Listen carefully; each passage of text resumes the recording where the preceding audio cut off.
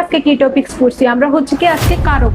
কারক হচ্ছে কি যে ক্রিয়া সম্পাদন করে বা যে কাজটি করে, এবং ক্রিয়ার সাথে হচ্ছে বিশেষ্য বা সর্বনামে যে সম্পর্ক থাকে সেটাই আমরা কর্তৃকার কারক বলছি। কারক হচ্ছে 6 প্রকার, এবং প্রত্যেকটা কারকের হচ্ছে কি এক একটা হচ্ছে আলাদা। কারক কিভাবে বের করব, এটার একটা আলাদা আলাদা কি থাকে, যে আমরা দেখছি আলাদা আলাদা একটা টিপস থাকে। কর্তৃকারক কিভাবে বের করব, ক্রিয়াটি যে বা যারা করে, এবং কর্মকারক হচ্ছে কি যাকে আশ্রয় করে ক্রিয়া সম্পাদন করা হয়।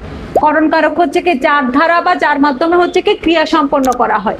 তাহলে এইভাবে হচ্ছে কি কর্তৃকারক যখন আমরা বের করতে যাব তার একটা আলাদা সূত্র, কর্মকারক যখন আমরা বের করতে যাব তার একটা আলাদা সূত্র, করণকারক যখন আলাদা বের করতে যাব তখন আমরা আলাদা একটা সূত্র।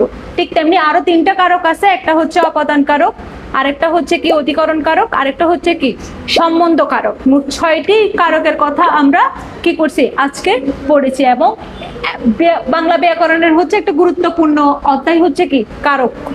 এবং হচ্ছে কি এখান থেকে আমাদের প্রতি বছর দেখা যায় যে 1-2টা হচ্ছে কি প্রশ্ন থাকে, এবং আমরা এই ক্লাসে চেষ্টা করব হচ্ছে কি যত টিপস ছোট ছোট ব্যাখ্যার মাধ্যমে হচ্ছে কি কারক পড়া যায় আমরা সেটারই চেষ্টা করব।